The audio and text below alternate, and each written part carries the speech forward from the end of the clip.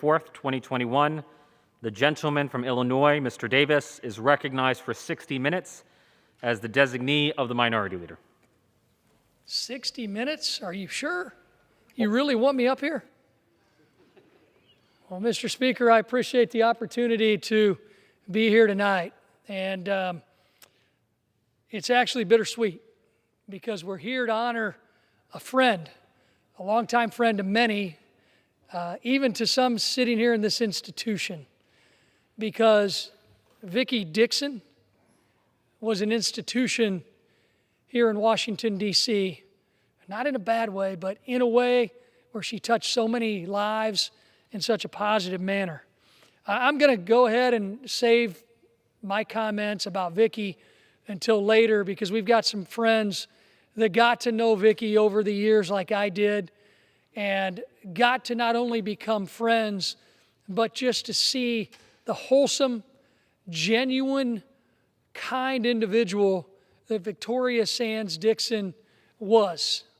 Her career was encapsulated by helping so many people here in Congress get things done. And her passing is bittersweet to all of us. But one good friend of Vicky and a very good friend of mine is the ranking member on the Committee on Veterans Affairs. So, Mr. Bost, I'll yield to you. Well, Mr. Speaker, I thank my good friend Rodney Davis for yielding time to me and for organizing this special order. Tonight, you're going to hear several words from our colleagues that will echo the same resounding words, and that's Vicky Dixon should be recognized for all that she did in her life. But most of all, she was kind. She was a friend. When the delegation got together, she was always there to welcome newcomers to D.C. that she may have known from a time in Illinois. You know, she dedicated her life serving our country, which she loved deeply. In her 30-plus years here in Washington, D.C., she worked for several members of Congress as well as 7 cabinet secretaries.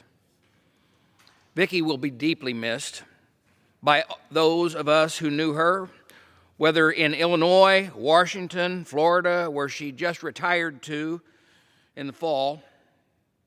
You know, she left our capital community and our nation better off than it was before. She was loved.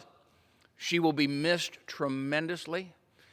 Whether, when the Illinois delegation got together over at the club, it was always amazing how quick she would come up to greet everyone, show the friendship and kindness, give you some advice now and again on how to deal with this place as crazy as it is at times.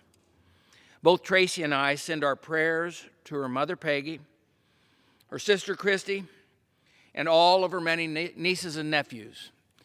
And we want to say a special thank you for how she's touched each one of our lives. And with that, I yield back.